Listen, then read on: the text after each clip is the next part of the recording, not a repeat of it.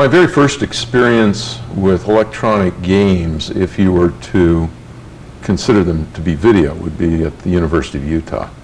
At the time, there were about 5 places where there were video screens connected to computers. The University of Utah happened to be one. To put this in context, the idea that this may have a broader appeal was really because I was managing the games department at an amusement park summers. That's how I was putting myself through college.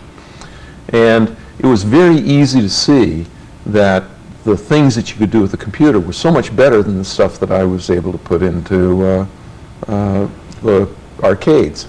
I mean, I can remember one arcade game that had nothing more than a rolling carpet with a little skier on a couple of rods. I mean, it was making big money. So, you know, you say, hey, I can do better than that. The original company's name was Syzygy. And we got that out of the dictionary, and we just thought it was cool. Of course, we were techies and engineers, and the fact that nobody could pronounce it or spell it didn't seem to bother us. People called us Syzygy and Syzygy, and we thought that it was great. The alignment of planets in a gravitational field, you know, and all that sort of stuff. But it turned out when we went to incorporate, we started out as just a partnership. It was already taken by a candle maker in Mendocino. So we had to choose something else. Atari was on the list, and we got the name from the game of Go, which we were playing at the time. And it's a Japanese game, and if I'm about to take a group of your stones, I say Atari, which is sort of like polite warning that you were going to be engulfed. And I thought that was a great aggressive name for a company. Syzygy was started in my daughter's bedroom. Computer Space was actually done in the daughter's bedroom. I had a 3-bedroom house, and I had 2 daughters. So I just put the 2 daughters together and turned her bedroom into the lab. The first game that I did was a game called Computer Space, which was loosely patterned off of the game that Steve Russell did on the PDP-10 at MIT, which sort of went like wildfire throughout the computer environment from 69 through 70. It was a flying saucer and a rocket ship, and you'd fly around and you'd use Newton's first law, and you know, it was cool. And all my friends loved it, and all my friends were engineers. But it was totally baffling to a guy with a beer in his hand. People ask me, did you ever think it was going to get this big?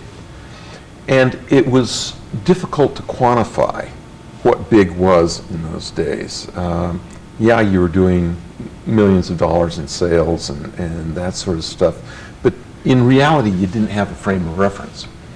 But I can remember driving in one morning and seeing this parking lot, and we'd outgrown the facility, and we had cars parked up and down the street, and the parking lot was completely full and double parked. And I thought to myself, you know, indirectly, games are paying for all these cars. And somehow the physical actuality of a car, and knowing how much that was, and there were so damn many of them, it was that was kind of a defining moment, because I can remember I said, wow, we've created a monster here.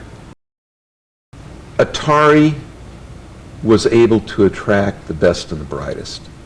And you'd get in a room with some of these guys, and the synapses were, there was almost electricity in the air. And it was such an exciting thing to go after the best and the brightest and be able to bring them in.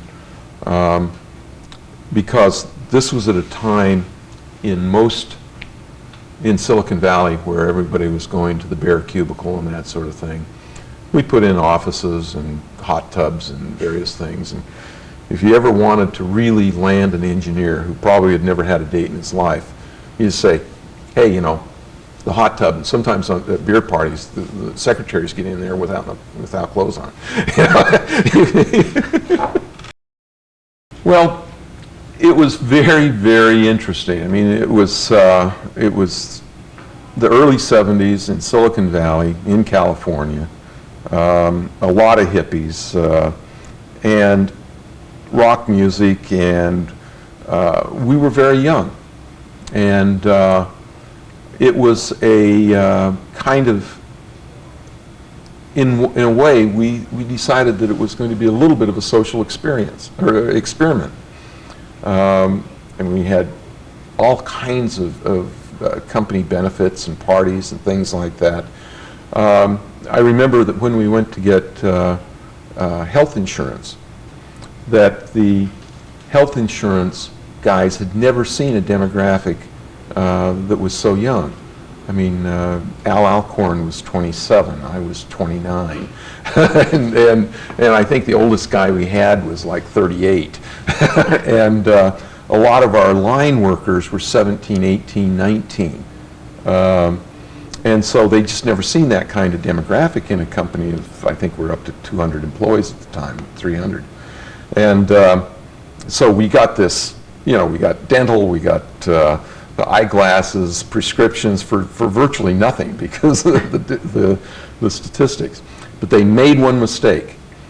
They put in orthodontia. And so many of the girls on the line were young enough, they said, I've always wanted to get my teeth straightened.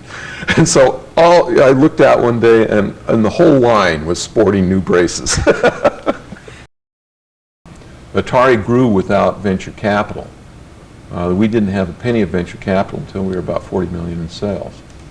And so as a result, we were constantly out of money because we were, you know, collecting money and paying, and I literally sweat every payroll because, you know, you'd say, do we have enough money in the bank for payroll? The answer was no.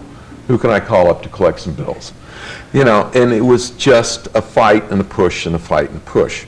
And I actually think that I wouldn't have sold Atari if I'd have just taken a vacation. But I was tired. You know, it was a fight, it was a struggle, and all of a sudden somebody comes along and offers you more money than you ever thought you were going to be worth, and you say, why not?